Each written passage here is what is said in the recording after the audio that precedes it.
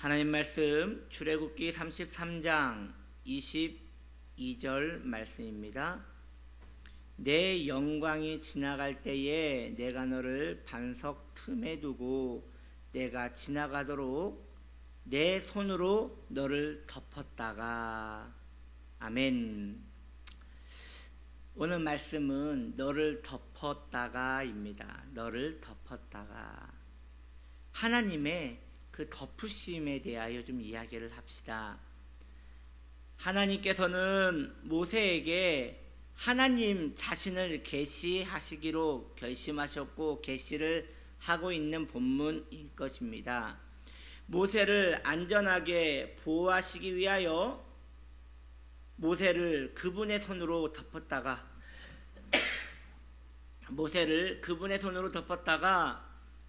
하나님의 얼굴이 지나가고 하나님의 등이 보일 때, 즉 모세가 보고도 죽지 않을 환경이 되었을 때에 하나님께서는 그 덮은 손을 치우시겠다고 말씀하시는 거예요. 이 말씀은 오늘날 성도들에게 얼마나 큰 위로가 되는지요. 성도가 이 땅을 살아갈 때에 참 많은 일이 있지 않겠습니까? 때로는 억울한 일, 때로는 죄를 짓는 일, 때로는 무력하게 되는 일, 때로는 위험하게 된 일, 때로는 목숨이 위태로워지고 때로는 점점 쇠잔해지는 일이 있지 않겠습니까? 그러한 일들은 우리에게 일어납니다. 언제라도 일어날 수 있고 사실 틀림없이 일어난다고 하더라도 틀린 말은 아닐 것이에요. 왜냐? 인간은 나이를 먹어가면서 점점 쇠잔하여지기 때문입니다. 인간은 점점 쇠약해지기 때문입니다. 그러한 환경 가운데 놓여있는 인간은 참으로 연약하기 짝이 없는 그런 존재인 것입니다. 그러나 그때마다 우리가 홀로 있다면 우리는 그 무력감에 빠져 그저 메마른 잎사귀와 같이 소멸하고 말 것입니다. 하나님의 은총이 우리를 덮고 있기에 우리는 계속 견디어가며 살 수 있고 넉넉히 이기며 살 수 있습니다. 하나님께서는 우리가 연약할 때, 우리가 아무것도 할 수 없을 그 무력할 때에 하나님의 은혜의 손길로 우리를 덮으십니다. 할렐루야. 이렇게 다시금 성도는 그 안에서 평화를 누리며 살게 되는 것입니다. 찬송가 가사에 보면 너는 받은 복을 세어보아라 라는 그런 후렴구 가사가 있습니다. 받은 복을 세어보아라 주신 복을 내가 알리라.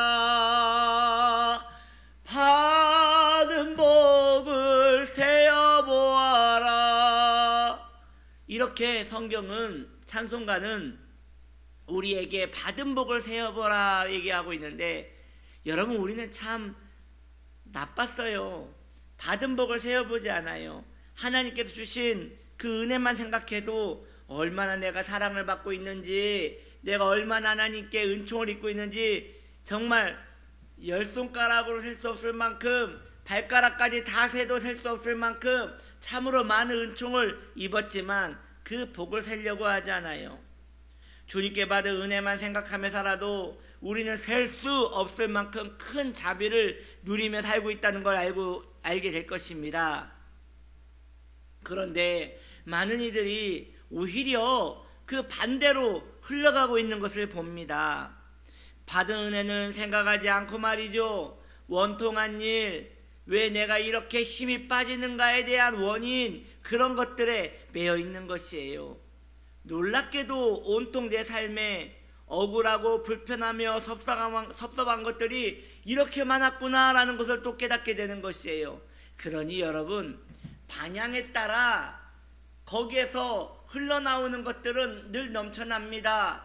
무슨 이야기냐? 여러분들이 받은 복을 세어보아라, 내게 주신 은혜를 생각해보아라, 내가 얼마나 큰 은혜를 받았지, 그 부분을 개발하고 세어보고 찾아보면요 끝도 없이 나옵니다. 근데 고개를 돌려서 왜 내게 이렇게 억울한 일이 일어났단 말인가? 왜 나는 이렇게 아프단 말인가? 왜 나는 이렇게 불편한가? 왜 나는 그 인간을 만났는가? 나는 왜 그 사람과 이렇게 힘들게 살아야 하는가? 무엇부터 잘못되었는가? 라고 또 시작하면 그것도 한없이 끝이 없는 것이에요. 그래서 여러분, 천국은요, 이후에 우리가 갈 천국은요, 끝이 없는 시간과 끝이 없는 연역과 끝이 없는 행복일 것입니다. 그러나 또 천국에 가지 못하고 지옥에 가는 이들은요, 지옥은 끝도 없는 불편함과 끝도 없는 저주와 끝도 없는 연역과 끝도 없는 악함이 가득한 곳입니다. 그러니 여러분, 어디로 가기를 원하십니까?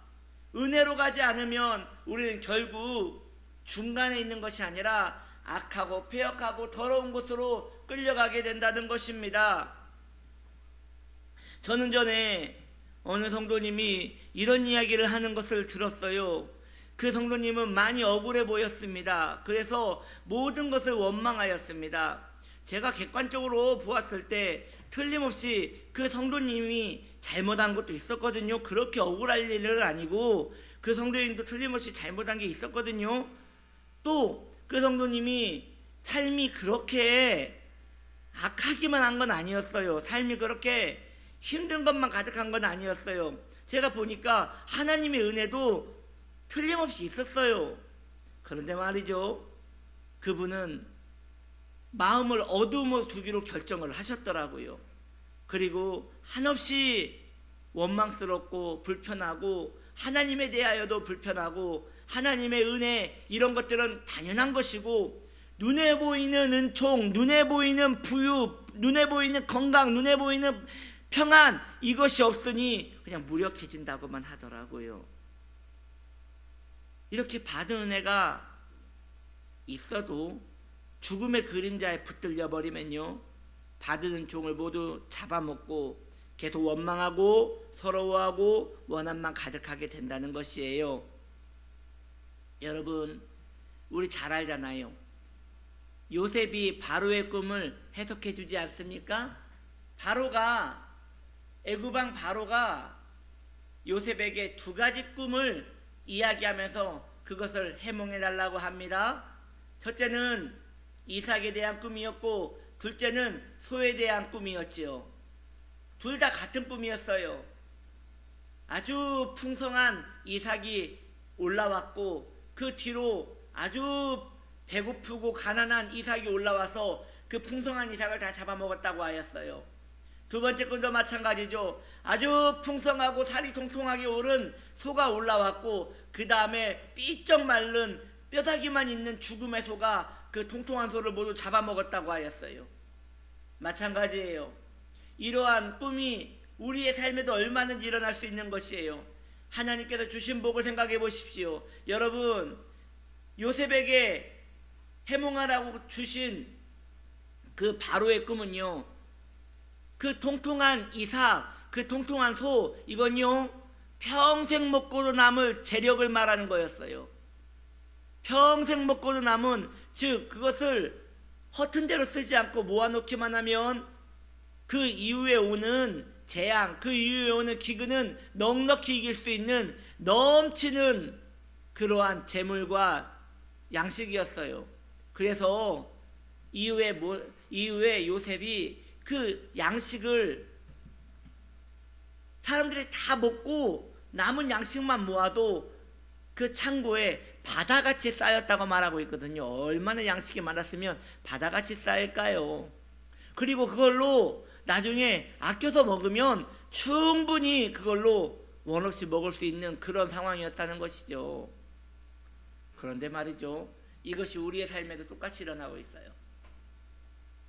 하나님께서 주신 그 받은 복 말이죠, 그 은총 말이죠, 그건요 우리가 평생에 감사하며 살 수 있을 만큼 넘치게 주셨어요.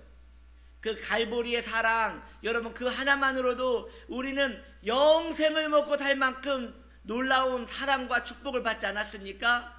받은 복을 세어보아라. 그렇습니다. 넘치게 받았습니다. 영생을 약속받았습니다. 하나님의 자녀라는 은총을 입었습니다. 주의 성령께서 우리와 함께 하십니다. 그런데 뭐가 부족하여 우리는 이렇게 원망하고 슬퍼하는 것만 마음에 담기를 기뻐한단 말입니까? 그런데 여러분, 그걸 담지 않아도 그것에 대하여 해방되지 못하면 담고 있는 거나 마찬가지예요. 다시 말씀드릴게요. 좀 어려우니까요. 그것을 담지 않아도 그것을 내가 추종하지 않아도 그것에 대하여 아주 강한 거부감을 일으키지 않으면 우린 그 안에 거하고 있다는 것이에요. 무슨 이야기냐? 예를 들면 이런 것이에요. 나는 하나님의 사랑에 감사합니다 라고 말하는 신자의 모습이 있다고 칩시다. 그 사람은요, 원망 안 했어요. 집에 어려운 일이 있는데 그것에 대하여 원망 안 했어요. 왜냐? 성경에서 원망하지 말라고 했기 때문에 그분은 입을 딱 단속하고 불평하지 않았어요. 원망하지 않았어요. 불편한 사람이 있는데 그 사람에 대해 짜증내지 않았고 마음을 지켰어요. 그런데 불평도 하지 않고 짜증도 내지 않았음에도 불구하고 기쁨이 없어요. 얼굴에 평안이 없어요. 왜냐? 힘드니까요. 여러분, 그것도 이미 어둠에 손댄 거랑 마찬가지예요.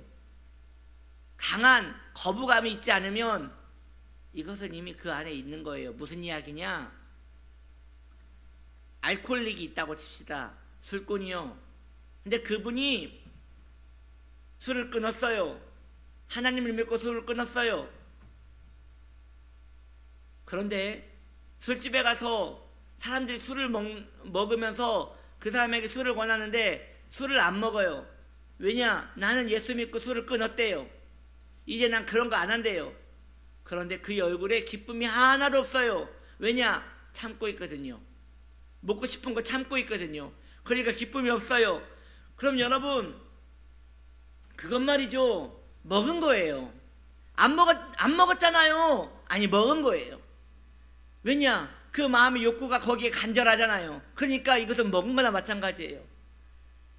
받은 복을 세어보아라. 이것은 주님이 주신 은혜로 마음이 완전히 향해버려야 하는데 그것도 아니고 불편한 거, 아픈 거 그런 쪽으로 마음은 가 있는데 그것에 대해 표현은 안 한 거예요. 불평한 거예요. 그렇다는 이야기입니다. 여러분이요, 이러한 사고는요, 성도의 삶을 피폐하게 만들 것이에요. 주님이 그 손으로 성도를 덮으시면 성도는 아무것도 보지 못하고 주님의 손만 보게 되지 않겠습니까? 주님의 은혜만 바라보십시오. 그 은혜만 바라보십시오. 그거 외에 다른 걸 바라보면서 슬퍼하지 마십시오. 주님이 덮으신 그 은혜 속에 살아가십시오. 그래서 성도는 더 깊이 주님께 나아가는 것 말고는 회복이 없는 것입니다. 그것이 사실이고 그러한 삶이 복된 성도의 삶인 것이니 그렇게 살아가는 하나님의 백성들 되시기를 예수님의 이름으로 축복합니다. 기도합니다.